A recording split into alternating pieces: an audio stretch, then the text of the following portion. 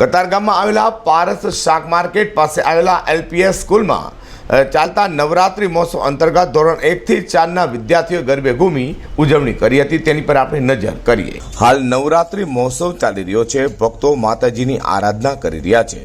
સુરતની શાળામાં પણ નવરાત્રિ પર્વ ઉજવાઈ રહ્યો છે, તો સુરતના કતારગામ ખાતે આવેલી એલપીએસ સ્કૂલમાં પણ નવરાત્રિ પર્વ ઉજવણી કરાઈ હતી।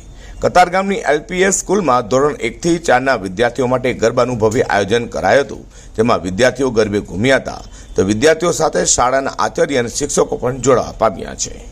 મારું નામ ચેતનાબેન ઝાંઝમેરા છે। મારી શાળા એલપીએસ શાળામાં આજે ધોરણ 1 થી 4ના વિદ્યાર્થીઓનું ગરબાનું આયોજન કરવામાં આવેલું છે।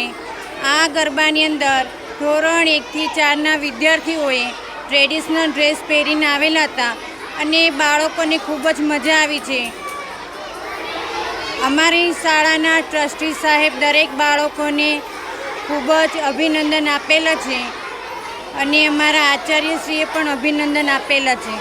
અમારી શાળાની અંદર બાળકોની આરતીથી શરૂઆત કરી અને ગરબા સુધી દરેક બાળકો ખૂબ જ આનંદથી રમ્યા હતા અને અમને બધાને પણ ખૂબ જ આનંદ આવ્યો આજે।